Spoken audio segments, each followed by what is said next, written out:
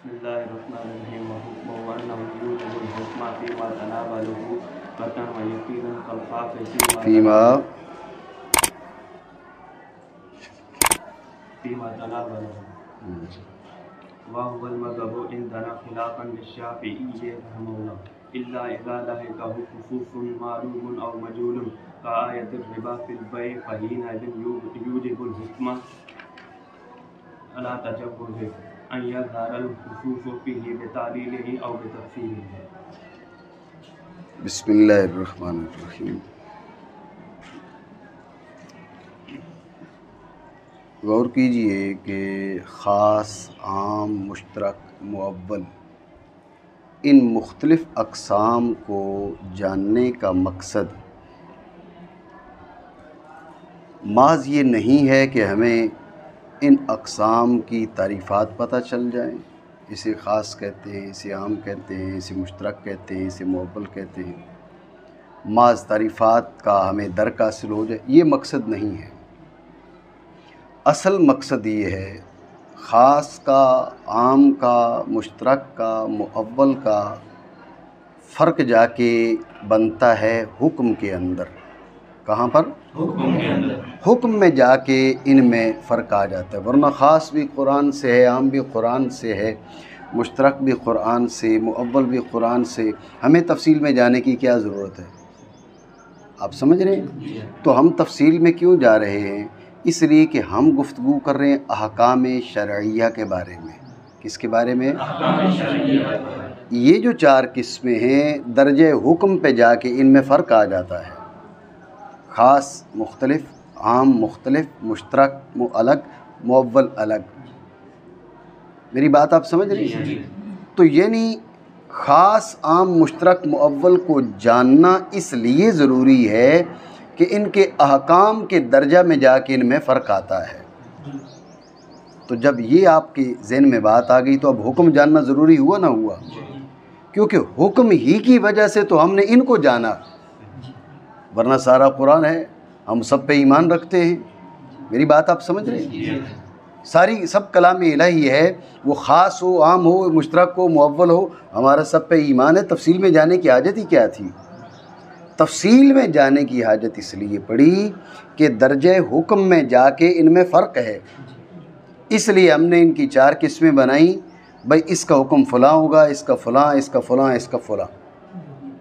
تو جب ہم نے ان کو پہچانا ہی اس لیے کہ ہم ان کا حکم جان سکیں اور حکم میں فرق سمجھ سکیں، تو اب حکم جاننا پھر ضروری ٹھہرا. بات آپ سمجھے نہیں سمجھے؟ یہ اس سوال کا جواب ہو گیا کہ بھئی تعریفیں معلوم ہو گئی، حکم کی وضاحت کیوں ضروری سمجھی گئی؟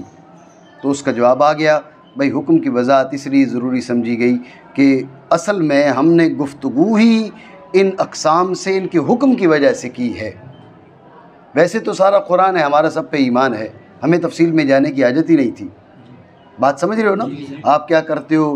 حروف تہجی پڑھتے ہو اور سب کے ادائیگی کے جو مخارج ہیں ان کو جانتے ہو. کیوں جانتے ہو؟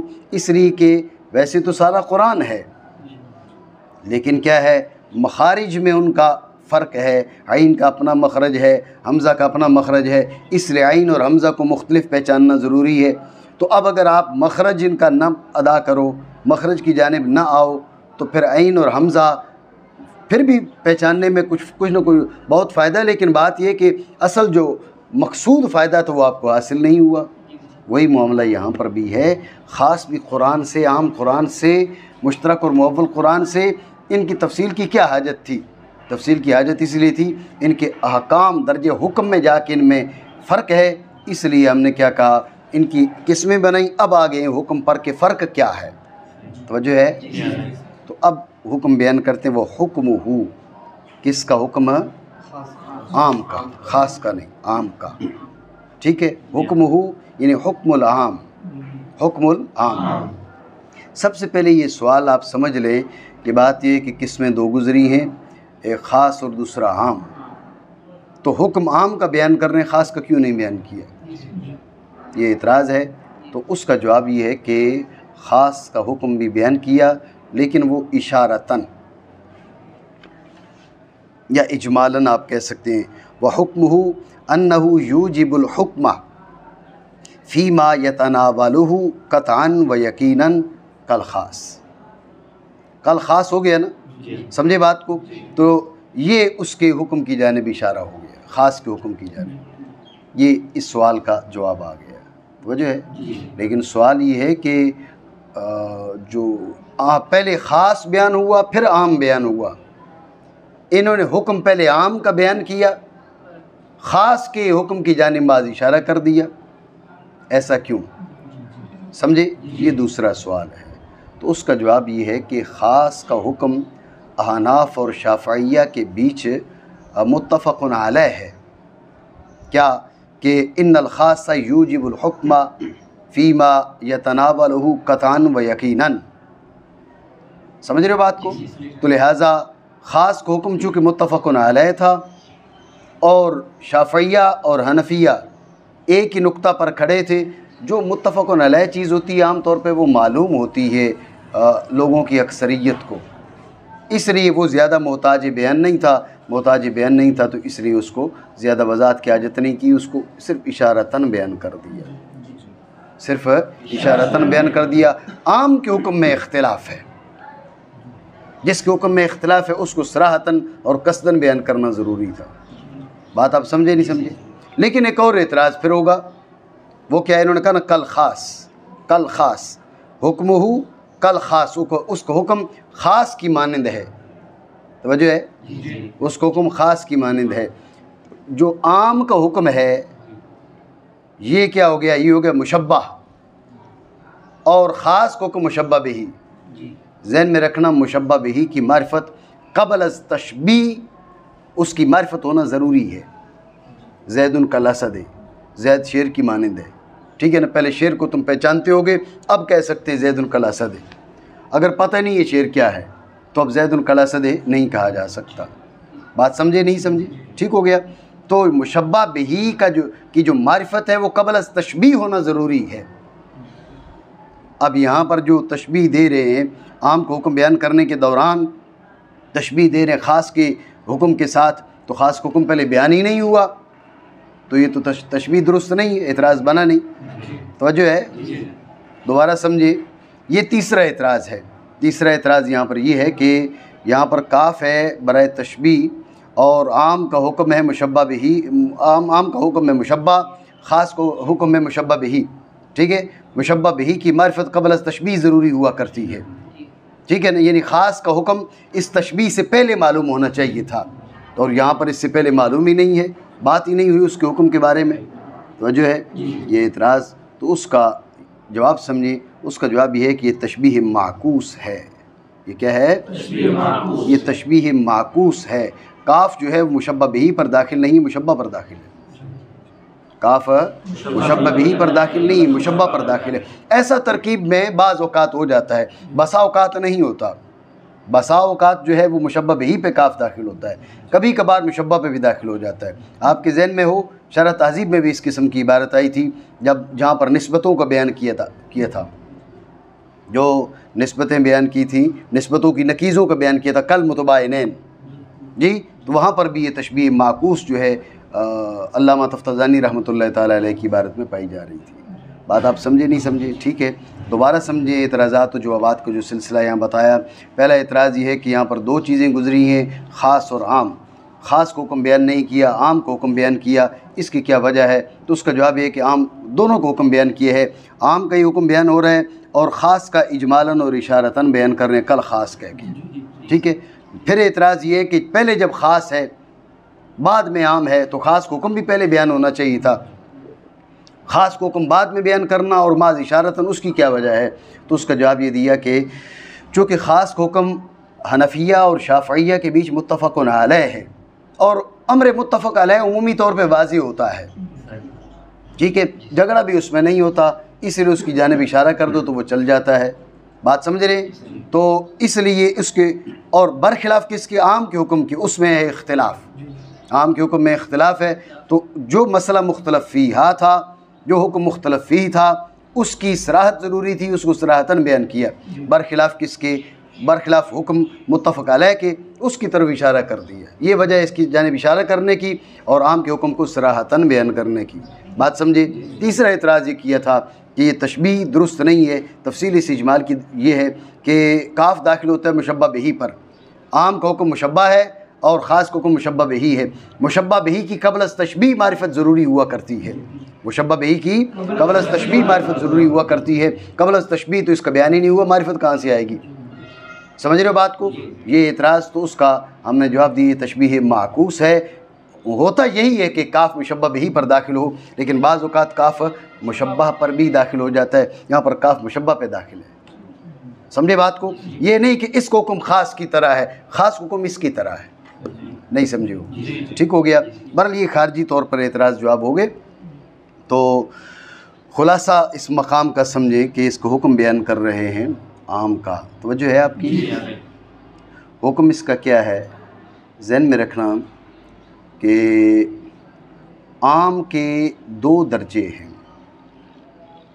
عام کے 2 درجے ہیں. ایک درجہ قبل از لہو کے خصوص تخصیص, قبل از لہو کے تخصیص, خصوص نہ کہ تخصیص کہیں. ایک درجہ ہے قبل از لہو کے تخصیص اور ایک درجہ ہے بعد از لہو کے تخصیص. توجہ ہے؟ عام کو حکم بیان کر رہے ہیں.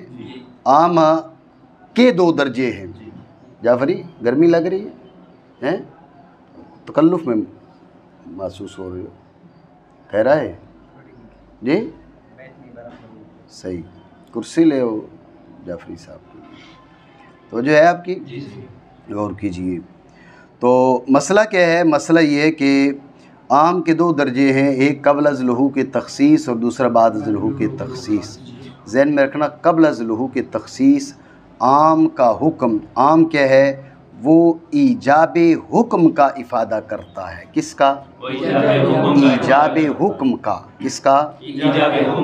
قبل از لہو کے تخصیص وہ ایجاب حکم کا افادہ کرتا ہے. سمجھ رہے ہو بات کو؟ سب سے پہلی بات. دوسری بات جو ایجاب حکم کا افادہ کرتا ہے کس میں؟ کا فی ما یتناولہ, اس سب میں جس کو وہ شامل ہے. اس سب میں جس کو وہ شامل. اس کی مزید وضاحت کی جانب میں آؤں گا. یہ نہیں بعض افراد میں, بعض میں نہیں, اس سب میں فی جمیع ما یتناولہ. سمجھو بات کو. عبارت کیا ہے؟ فی ما یتناولہ, تو مراد ہے فی جمیع ما یتناولہ, اس سب میں جس کو وہ شامل ہے. سمجھے بات کو. مثلا رجال ہے نا, آپ نے کہا کہ جیسے فرمایا کہ اقتلوا المشرکین, اگر کہا جائے اقتلوا المشرکین, مشرکین کو قتل کر دو, تو اب مشرکین کیا ہے؟ یہ عام ہے. قبل از لہو کے تخصیص یہ سب کے لیے, سب کو مار ڈالو. اس میں یہ بات نہیں ہے کہ بچہ یا بڑا یا ذمی یا حربی, محارب یا غیر محارب, یہ نہیں. حکم یہ نہیں ہے. میری اس گفتگو کا کوئی جملہ کاٹ کر کے کہے بھئی اسلام یہ کہتے بس سب کو جناب وہ طے کر دو, یہ بات نہیں. میں ایک مثال دے رہا ہوں, مصنوعی مثال ہے. سمجھے بات کو. تو اگر ایسا کہا جاتا تو اس کا مطلب ہوتا بس سب کو کیا کرو, طے کر دو. فی ما یتناولہ, اس سب میں جس کو وہ شامل ہو. بات سمجھے. پھر یہ جو ایجاب حکم ہے, توجہ ہے, یہ قطعی ہے یا ظنی ہے؟ توجہ ہے.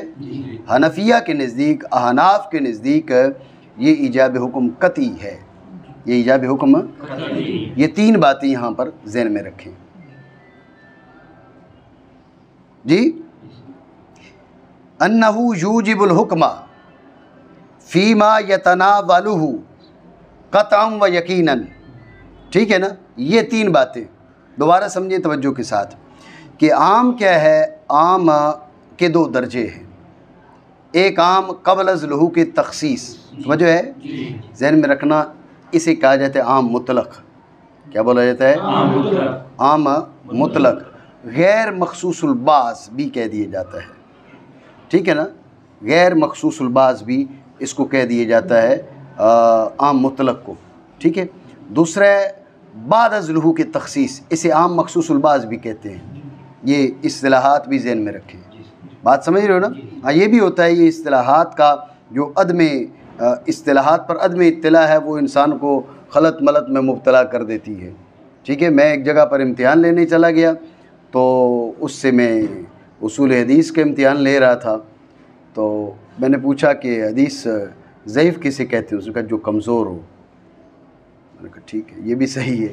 جی تو صحیح کس کو کہتے ہیں؟ کہا وہ جو ٹھیک ٹھاک ہو. میں نے کہا صحیح ہے. میں اوریجنل آپ کو بتا رہا ہوں، میں جگہ کا نام نہیں بتانا چاہوں گا، ادارے بدنام ہو جاتے ہیں.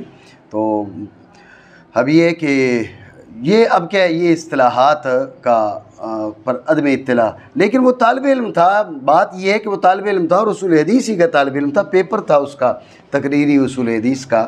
لیکن اس خدا کے بندے کی حالت یہ تھی. تو توجہ رکھیں کہ عام مطلق اور عام مخصوص الباس، عام کے دو درجے، قبل از لحوق تخصیص اور بعد از لحوق تخصیص. کیا؟ قبل از لحوق تخصیص اور بعد از لحوق تخصیص. ہر دو درجوں میں اس کا حکم مختلف ہے. قبل از لحوق تخصیص حکم اور ہے، بعد از لحوق تخصیص حکم اور ہے. سمجھ رہے ہو بات کو؟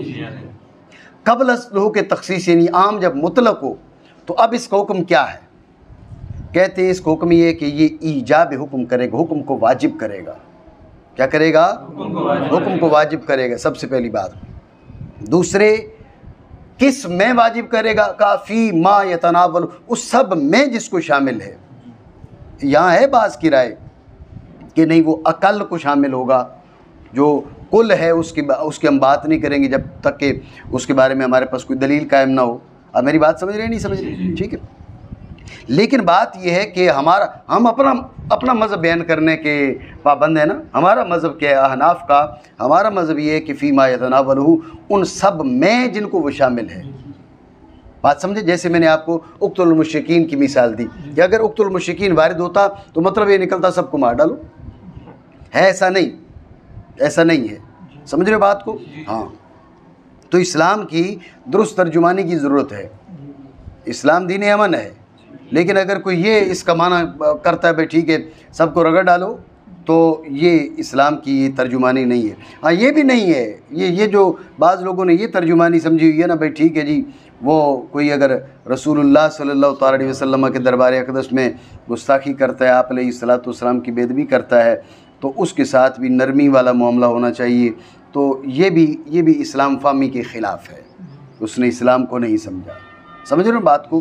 تو اس لیے یہ بات ضروری ہے. وَكَذَلِكَ جَعَلْنَاكُمْ أُمَّةً وَسَطًا، یہ درمیانی امت ہے. وسطیت اور اعتدال اس کا طرح امتیاز ہے. تو نہ دائیں جانب میں نکلنا ہے نہ بائیں جانب میں نکلنا ہے. جو راہ اوسط ہے وہ اسلام کی راہ ہے، وہ رسول اللہ صلی اللہ تعالیٰ علیہ وسلم نے سکھائی ہے. سمجھے بات کو؟ جہاں سے فساد کا دروازہ کھلے وہاں پر اس کو بند کرنا ضروری ہے، جس انداز میں بھی بند ہو سکے. سمجھے بات کو؟ فساد کا دروازہ بند کرنا ضروری ہے، اور جہاں سے امن کا حصول ممکن ہو اس کو حاصل کرنا ضروری ہے. یہ ضابطہ ہے. آگے اس کی جو جزیات ہیں وہ آگے اس میں تفصیل ہے. ٹھیک ہے. تو بہرحال کیا ہے، یہ حکم کو واجب کرے گا. کس کو واجب کرے گا؟ فی ما یتناولہ، اس سب میں جس کو یہ شامل ہو. ٹھیک ہے. پھر یہ ایجاب قطعی ہوگا یا ظنی ہوگا؟ یہ ایجاب قطعی ہوگا یا ظنی ہوگا؟ کہا کہ قطعاً و یقیناً یہ ایجاب قطعی ہوگا اور یقینی ہوگا. یہ درجہ کون سا ہے؟ یہ درجہ ہے عام مطلق کا. میری بات آپ سمجھے نہیں سمجھے؟ ٹھیک ہو گیا. میں اس کی خلاصہ آگے بیان کر دیتا ہوں، پھر عبارتی فوائد کی طرف بعد میں آتے ہیں. توجہ آپ کی نہیں ہے؟ عام مطلق حکم سمجھ آ گیا. اب سمجھیں کہ خاص حکم یہی ہے. خاص حکم یہ کل خاص کہہ دیے نا. ٹھیک ہو گیا. خاص حکم یہی ہے کیا کہ بھئی وہ بھی یوجب الحکم فیما یتناولہ قطعاً و یقیناً. بات سمجھے؟ مزید گفتگو کی طرف آئیں گے جب ہم عبارتی اغراض کی جانب آتے ہیں. ٹھیک ہو گیا. اب جو عام مخصوص الباس ہے، درجہ بعد از تخصیص، اس کا مسئلہ کیا ہے؟ توجہ ہے آپ کی؟ ذہن میں رکھنا. اس میں بھی وہ ایجاب حکم کرتا ہے. اس میں بھی ایجاب حکم ہے، حکم واجب ہے، عمل ضروری ہے. سمجھے بات کو؟ حکم ضروری، عمل ضروری ہے، لیکن اب قطعیت اور یقین باقی نہیں رہے گا. بلکہ ظن آ جائے گا۔ سمجھ رہے ہو بات کو؟ عمل اب بھی ضروری ہے، حکم اب بھی لازم ہے، لیکن عام مطلق اور عام مخصوص الباس کے حکم میں فرق کیا ہو گیا؟ فرق یہ ہو گیا کہ عام مطلق میں قطعی تھا اور عام مخصوص الباس میں ظنی ہو چکا ہے۔ میری بات آپ سمجھ رہے ہو نہیں سمجھ؟ ٹھیک ہو گیا؟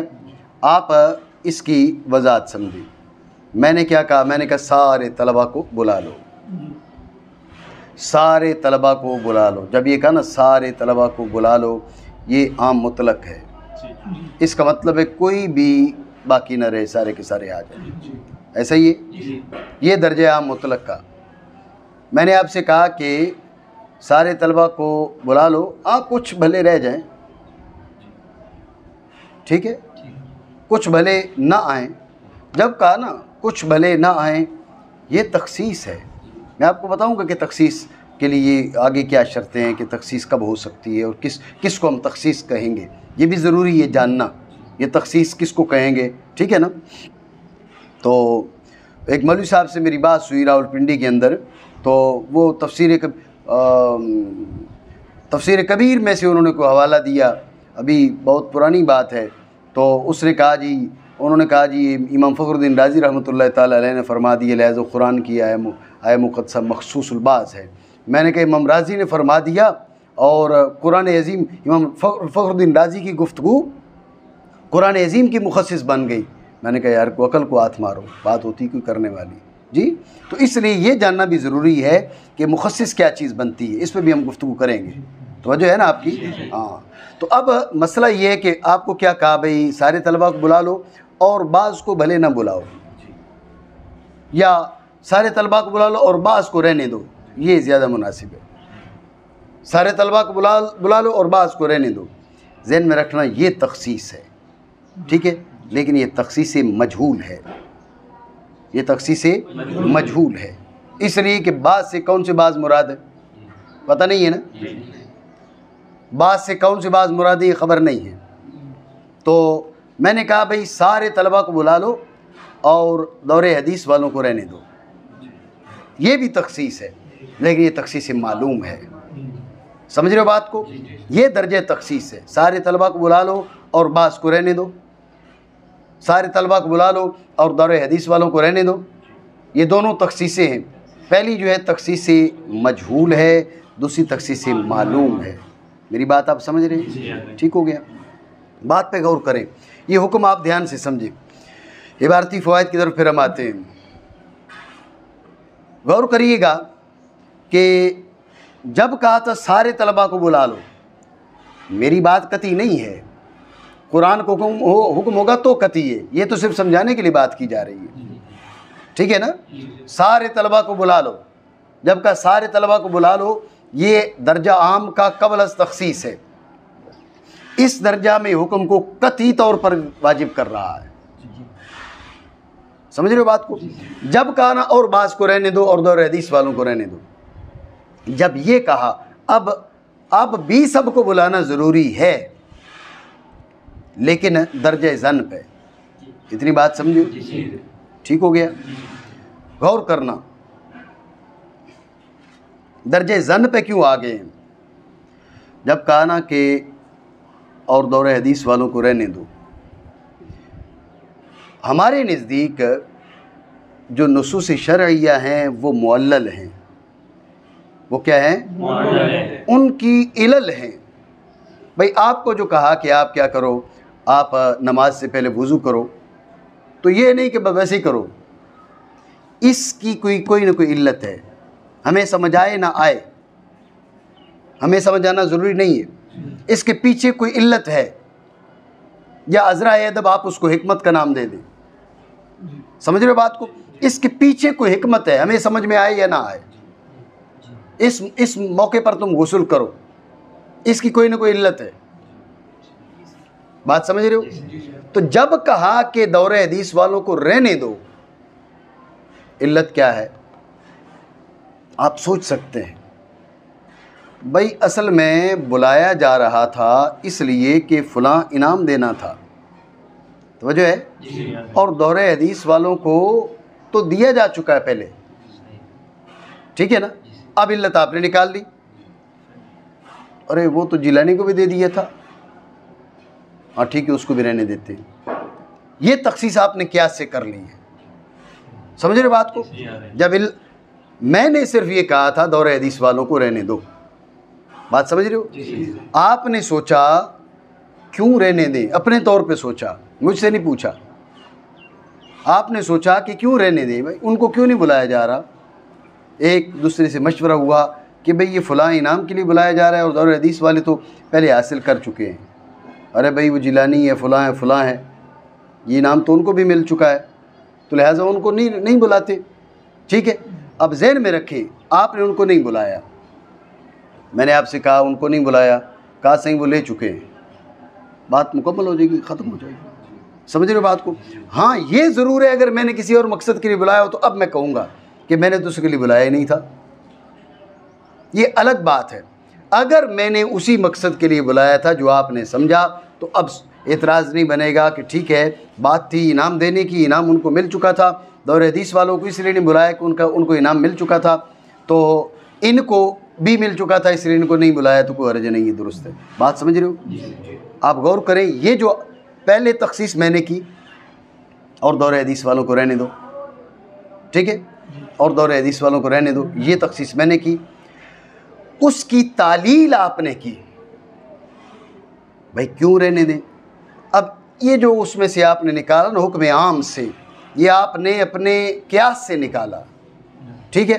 اب آ رہے تھے کمرے میں داخل ہوتے وقت جو ہے وہ کیا کہا، فاروق نے کہا بھائی میں انعام تو میں بھی لے چکا ہوں، تو آپ نے کہا بھائی تو جا پھر ادھر تو کیا کر رہا ہے، اس نے خود بتا دیا، ٹھیک ہے نا؟ اب ادھر بیٹھنے کے بعد ایک دو اور نے کہا یار وہ تو میں بھی لے چکا تھا، تو بھی اٹھ کے چلا جا، تخصیص ہو رہی ہے نا، سمجھ رہے ہو بات کو؟ تو یہ بات ذہن میں رکھیں کہ جب عام کو لگ گئی تخصیص، لائق ہو گئی تخصیص، یہ بات ہو رہی تخصیص معلوم کی، جب عام کو لگ گئی تخصیص، اس تخصیص کی ہو سکتی ہے تعلیل، جہاں وہ علت پائی جائے گی وہاں پر اس کو ہم نکال عام کے حکم سے نکالتے جائیں گے، پھر عام قطعی تو نہ رہا، ظنی بن گیا نا، یہ ہے مطلب عام ظنی کے درجہ پہ آ گیا ہے، بات سمجھے ہو نہیں سمجھے؟ ٹھیک ہے، تو اصول شاشی وغیرہ میں آپ نے پڑھا ہوگا کہ بھئی عام کی تخصیص ہوتی جائے گی یہاں تک کہ 3 فرد اس کے نیچے رہ جائیں، تو اب ہم رک جائیں گے کہ اب اگر یہ بھی نکال دی تو پھر عام نس ہی نہیں باقی بچے گی نہیں، اس لیے اب آپ تخصیص تو کر سکتے ہیں لیکن نس کی بقا ضروری ہے، بات آپ سمجھے نہیں سمجھے؟ یہ میں نے آپ کو بتایا ہے کہ جب عام مخصوص الباز ہو اور مخصص معلوم ہو، میری بات آپ سمجھ رہے ہیں؟ ٹھیک ہے، خطیب صاحب، خطیب لگ گیا نا یار، سبحان اللہ۔ تو اچھا، دوسرا ہے مخصص مجہول، توجہ ہے؟ میں نے کہا سارے طلباء کو بلا لو، بعض کو رہنے دو۔ اب آپ غور کریں گے کہ یہ جو کہا نا بعض کو رہنے دو، بس کس کو رہنے دیں، ہم کس کو رہنے دیں، یہ غور کرنا ضروری ہے، ٹھیک ہے نا؟ جب آپ نے غور کی تو آپ کے ذہن میں آیا کہ اصل میں کمرہ ہے چھوٹا، تو کمرے میں گنجائش ہے مثلا 50 لڑکوں کی، اور لڑکے ہیں 60، ٹھیک ہے؟ اس لیے کہا ہے کہ بھئی آپ بعض کو رہنے دو، آپ نے غور کیا تو یہی بات آپ کو سمجھ میں آئی، ٹھیک ہو گیا؟ اب آپ نے وہ بعض جو ہے، بعض سے مراد آپ نے 10 لے لی کہ بھئی جتنے بیٹھ سکتے ہیں ان کو بلا لو، سمجھے بات کو؟ اب پتہ یہ چلا کہ وہ 50 بھی نہیں آئے کمرے میں، پہلے آپ نے 10 کو نکالا اس لیے کہ جگہ نہیں تھی، ٹھیک ہو گیا؟ تو بعد میں پتہ چلا کہ یہ 50 کی بھی جگہ نہیں ہے، جب کمرے میں داخل ہو رہے یار یہ تو زیادہ ہیں، اب پھر آپ نے کچھ اور نکال دی، ٹھیک ہے؟ غور کرنا، جو مخصص مجہول ہوگا سب سے پہلے آپ کا علم اس سے متعلق ہوگا کہ بھئی جانو کہ کس کو نہ بلائیں، ٹھیک ہے؟ جانو کہ किस को ना बुलाएं, तो मुखस्सिस मालूम बन गया ना। फिर पहले मजहूल था, अब क्या बन गया? मालूम बन गया। जब मालूम बन गया, मालूम के बाद तो तालील हो सकती है, नबी आपको बताया है। समझ रहे हो बात को? मालूम के बाद, मालूम होने के बाद उसमें तालील हो सकती है। जब तालील हो सकती है फिर मज़ीद तखसीस हो सकती है। तो फिर ज़न्नी बना ना बना? मेरी बात आप समझे नहीं समझे? ठीक है ना? तो अब मसलन फरमाया कातिलुल मुश्रिकीन काफ़ा, कातिलुल मुश्रिकीन काफ़ा, सब से किताल करो, ठीक है ना? वला तो कातिलू बाज़म मिनहुम, बाज़ से किताल ना करो, ये तखसीस मजहूल, ठीक है ना? वला तो कातिलुल मुस्तअमिनीन मिनहुम, उनमें से जो इस्तीमान वाले हों, जो तुमसे अमन के मुतालिब हों, जैसे आज के दौर में वीज़े पे आए हुए लोग हैं, तो उनको ना कर, उनसे किताल ना करो, ये तखसीस मालूम है। मेरी बात आप समझे नहीं समझे? खुलासे गुफ्तगू फिर समझें। आम का हुक्म बयान कर रहे हैं। आम के दो दर्जे हैं। एक दर्जा क़ब्ल अज़ तख़सीस, जब इसको आम मुतलक कहते हैं। एक दर्जा बाद अज़ तख़सीस, इसे आम मखसूसुल बाज़ का नाम भी दिया जाता है, ठीक है? जब दर्जा आम का दर्जा इतलाक़ हो, क़ब्ल अज़ तख़सीस हो, क़ब्ल अज़ लुहूक़ तख़सीस हो, अब आम हुक्म को वाजिब करता है उन सब में जिनको शामिल होता है, और ये ईजाब कतई व यकीनी होता है। आम क्या करता है? हुक्म को वाजिब करता है उस सब में जिसको वो शामिल हो, और ये ईजाब कतई व यकीनी होता है। बात समझे? बाद अज़ लुहूक़ तख़सीस देखा जाएगा कि मुखस्सिस मालूम है या मुखस्सिस मजहूल है। बहर सूरत मुखस्सिस मालूम है, मुखस्सिस मजहूल है। बहर सूरत जो हुक्म है, जो आम है, वो ईजाब हुक्म करेगा फ़ीमा यतनावलहु, यूजिबुल हुक्मा फ़ीमा यतनावलहु। फ़र्क सिर्फ ये होगा, पहले कतन यकीनन था, अब कतन यकीनन बाकी नहीं रहा, ठीक है? तो देखा जाएगा कि मुखस्सिस मालूम है या मुखस्सिस मजहूल है। अगर मुखस्सिस मालूम है तो अब उसकी तालील हो सकती है, और तालील के बाद मज़ीद अफराद की तख़सीस भी हो सकती है। समझ रहे हो बात को? और अगर मुखस्सिस मजहूल हो तो उसकी तफसीर हो सकती है, तफसीर के बाद वही मालूम बन जाएगा, मालूम बन जाएगा तो अब उसकी तालील हो सकती है, तालील के बाद मज़ीद तख़सीस हो सकती है। तो लिहाजा ईजाब हुक्म तो करेगा, लेकिन दर्जा कतइयत से दर्जे ज़न पे आ जाएगा। बात समझिए नहीं? ठीक हो गया? बात समझे ना? माना करें। हुक्म आम का ये है कि वो वाजिब करता है हुक्म को उस सब में जिसको वो शामिल हो, कतन और यकीनन, ख़ास की मानिंद उस सब में जिसको ख़ास शामिल हो, ठीक है? और वही मज़हब है हमारे नज़दीक खिलाफ इमाम शाफ़ी रहमतुल्लाह ताला के, मगर जबकि लाहिक हो जाए उस आम को तख़सीस मालूम या मजहूल, जैसे सूद वाली आयत बै के अंदर, तो इस वक्त हुक्म को वाजिब करता है। आम मखसूसुल बाज़ भी हुक्म को वाजिब करता है, आम मखसूसुल बाज़ भी हुक्म को वाजिब करता है, ठीक है ना? ऊपर इस जवाज़ के ज़ाहिर हो जाए उसमें खुसूस आम के बाकी अफराद में, ठीक है ना भाई? कैसे खुसूस बाकी में कैसे ज़ाहिर हो जाएगा? उसकी तालील के बायस, तालील का ताल्लुक़ मालूम के साथ गुज़रा ना, खुसूसन मालूमुन और मजहूलन, इसे कहते हैं लफ़ व नशर मुरत्तब। क्या बोलते हैं? और गैर मुरत्तब भी होती है एक, ठीक है ना? गैर मुरत्तब को मुशव्वश भी बोला जाता है, ज़हन में रखना, ठीक है ना? अल्फाज इस तरह कई एक इतलाक़ात किए जाते हैं, तो हम नया लफ्ज़ आ जाए तो परेशान हो जाते हैं, पता नहीं, वो हम भी मुशव्वश हो जाते हैं, भाई पता नहीं क्या हो गया, ठीक है ना? लफ़ व नशर गैर मुरत्तब, लफ़ व नशर मुशव्वश, ये अल्फाज भी बोले जाते हैं, ठीक हो गया? तो अब देखिए ना कि मालूम की होगी तालीम, मजहूल की होगी तफसीर, ऐसे ही नहीं है? तो इसलिए बेतालील ही कहा इसका ताल्लुक़ है खुसूस मालूम से, और बेतफसीर ही कहा इसका ताल्लुक़ है किसके साथ? खुसूस मजहूल से। बात समझियो? اوپر اس جواز کے کہ ظاہر ہو جائے خصوص اس عام میں. اب عام مخصوص البعض ہو چکا ہے، اب مطلق نہیں رہا.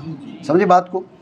اس عام کی عام مخصوص اس مخصص کی تعلیل کے ذریعے یا اس کی تفسیر کے ذریعے.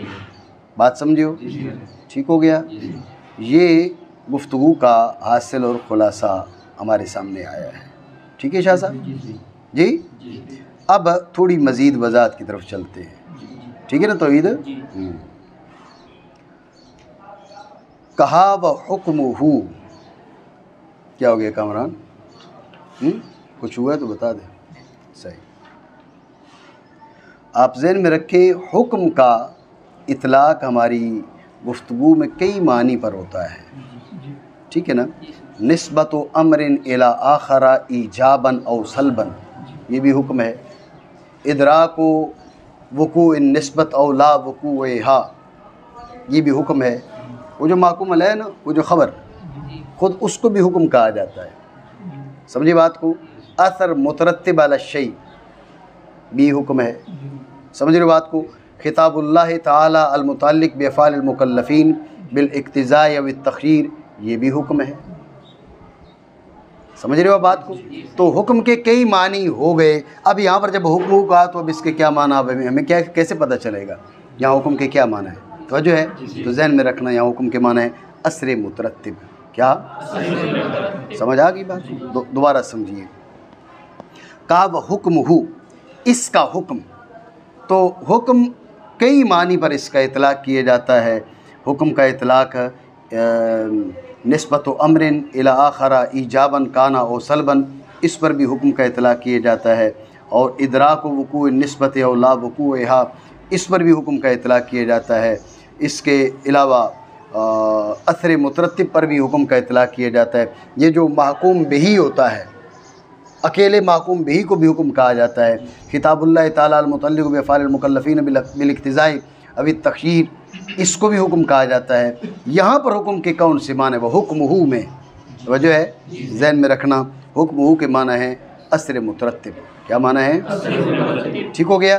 لیکن یہ پہلا جو حکم ہے اس کے معنی اثر مترتب. انہ یوجب الحکمہ، اس حکم کے معنی کون سے ہیں؟ خطاب اللہ تعالیٰ المتعلق بافعال المکلفین بالاقتضاء والتخییر. سمجھ رہے بات کو؟ یعنی حکم اصطلاحی. پہلے حکم سے مراد ہے اثر مترتب اور دوسرے سے حکم اصطلاحی. باقی حکم بھی اصطلاحی ہیں. توجہ ہے؟ لیکن جب کہا جائے گا نا یہاں پر اصول فقہ میں حکم اصطلاحی مراد ہے تو مراد اصولیوں کی اصطلاح ہوگی نا. ایسا نہیں ہے کوئی حکم کے معنی ادراک و وقوع نسبت اولا وقوعہا، یہ تو منطقیوں کی اصطلاح ہے.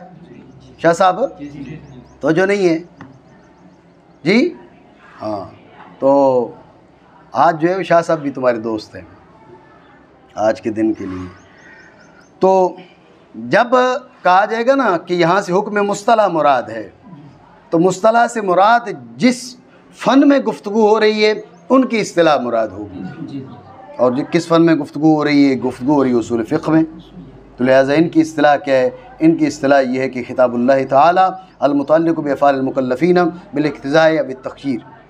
سمجھ رہے بات کو؟ تو لہٰذا حکم اصطلاحی سے مراد یہ حکم ہے ان کے نزدیک. بات ہے ذہن میں. پہلے حکم سے مراد اثر مترتب ہے، دوسرے حکم سے مراد کیا ہے؟ حکم اصطلاحی ہے، یعنی خطاب اللہ الی آخری. بات سمجھے؟ معنی کریں.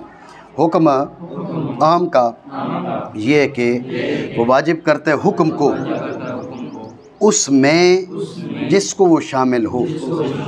تو میں نے آپ کو بتایا کہ فی ما، یہ ما خود وہ کلمہ ہے جس کی دلالت عموم پر ہے. ما وہ کلمہ ہے جس کی دلالت عموم پر ہے. سمجھے بات کو؟ تو مراد کیا ہے؟ فی جمیع ما. ذہن میں رکھنا بعض معتزلہ کی یہ رائے ہے کہ یہ فی جمیع ما ایجاب حکم نہیں کرتا. یہ فی جمیع ما ایجاب حکم نہیں کرتا، فی بعض ما ایجاب حکم کرتا ہے. سمجھے بات کو؟ یعنی بات یہ اب نص کو ہم نے برقرار تو رکھنا ہے. ان کا کہنا ہے نص کو برقرار تو رکھنا ہے، سارے مراد ہیں یا نہیں یہ ہمیں پتہ ہی نہیں ہے. جب سب کا ہمیں پتہ نہیں ہے، مثلا اگر کہا نا کہ قاتل المشرکین تو مشرکین جمع کا سیگا اطلاق کم از کم 3 پر، تو مراد 3، مراد 3۔ اس سے اوپر مراد ہیں یا نہیں وہ تب بات ہوگی جب کہ کوئی اور دلیل آ کے بتائے کہ سب سارے کے سارے معلوم مراد ہیں یا نہیں، وہ الگ بات ہے۔ لیکن اکیلے نص میں جب آ گیا عام تو وہ فی جمیع ما یتناولہ نہیں، فی اقل ما یتناولہ، کم سے کم کتنے افراد کو شامل ہے ان کے بارے میں حکم کو واجب کرے گا۔ اب ان کے بارے میں ہم دیکھیں گے کہ بھئی ان کے بارے میں اس لیے واجب کرے گا کہ ان کے بارے میں بھی اگر وجوب نہ پایا جائے تو پھر کیا ہوگا، پھر یہ ہوگا کہ نسی باقی نہیں رہے گی۔ توجہ ہے نہیں؟ یہ صحیح نہیں لگ رہی توجہ، آج ہوا نہیں چل رہی ہے نا، آئے ہیں نا آج ہوادان خود آئے ہوئے ہیں، توجہ ہے؟ تو توجہ رکھیے کہ فی ما یتناولہ یہ ہماری رائے ہے کہ ہم کہتے ہیں کہ فی جمیع ما یتناولہ، تو فی ما یتناولہ سے رد کر دیے بعض معتزلہ کا جو کہتے ہیں فی اقل ما یتناولہ۔ اور وہ فی اقل ما یتناولہ کیوں کہتے ہیں؟ وہ کہتے ہیں کہ تمام افراد مراد ہیں یا نہیں ہے اس کا ہمیں علم نہیں ہے، لیکن ہم کچھ بھی مراد نہ لیں، کچھ بھی مراد نہ لیں تو کیا ہو جائے گا کہ یہ نص سرے سے باطل ہو جائے گی، اس لیے نص کو باقی رکھنے کے لیے کچھ سے کچھ افراد مراد ہوں گے، ٹھیک ہے؟ تو لہٰذا وہ فی اقل ما یتناولہ کہتے ہیں۔ ہماری رائے ہے کہ نہیں، فی اقل ما یتناولہ نہیں، فی جمیع ما یتناولہ۔ سمجھے بات کو؟ چلے یہ بھی سمجھ لیں کہ ہم یہ کیوں کہتے ہیں کہ فی جمیع ما یتناولہ۔ توجہ ہے؟ بات یہ کہ شرع شریف نے احکام صادر فرمائے ہیں عرف کے لحاظ سے، ٹھیک ہے نا، تفاہم عرف کے لحاظ سے۔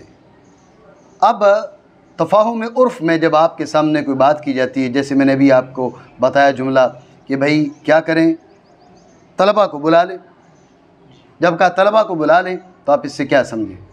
آپ اس یہ سمجھے 3 طلبہ کو بلا لیں، آپ تو سمجھے یہ لفظ جو ہے نا میں نے جس انداز میں بولا ہے اس سے سمجھے جا رہے ہیں سارے طلبہ کو بلا لیں۔ تفاہم عرف کیا ہے؟ تفاہم عرف یہ ہے کہ سارے، سمجھے بات کو؟ احناف کی بڑی دلیل یہ ہے کہ عرف میں جب عام کا استعمال ہوتا ہے تو کون سے معنی کا ارادہ کیا جاتا ہے؟ جمیع کا، جمیع ما یتناولہ، ٹھیک ہے نا؟ تو لہٰذا جمیع ما یتناولہ مراد ہوں گی، بعض ما یتناولہ نہیں، تو فی ما یتناولہ بھی رد ہے۔ بات سمجھے نہیں سمجھے؟ اس کے بعد کا قطعاً و یقیناً یہ بھی رد ہے۔ یہ جو آگے کہا نا خلافاً للشافعی رحمہ اللہ تعالیٰ، اس میں امام شافعی رحمۃ اللہ تعالیٰ علیہ کا اختلاف ہے۔ آپ اس کو عام مطلق کو قطعی نہیں مانتے، عام مخصوص البعض ہمارے نزدیک بھی قطعی نہیں ہے، وہ عام مطلق کو بھی قطعی نہیں مانتے، سمجھے بات کو؟ تو یہاں پر قطعاً و یقیناً یہ امام شافعی رحمۃ اللہ تعالیٰ علیہ کے مذہب کے رد کی طرف اشارہ ہے۔ اس کے جو دلائل ہیں اس پہ ہم پھر بات کرتے ہیں، کل بات کرتے ہیں انشاءاللہ، ٹھیک ہے نا؟ ابھی معنی کر لیں۔ حکم اس کا یہ ہے کہ یہ واجب کرتے حکم کو اس سب میں جس کوئی شامل ہو، واجب کرتا ہے قطعاً اور یقیناً خاص کی مانند اس سب میں جسے خاص شامل ہو، اور وہی مذہب ہے ہمارے نزدیک ہے خلاف امام شافعی رحمۃ اللہ تعالیٰ علیہ کے، ٹھیک ہے؟ مزید انشاءاللہ اس کے کچھ دلائل کو کل پڑھتے ہیں۔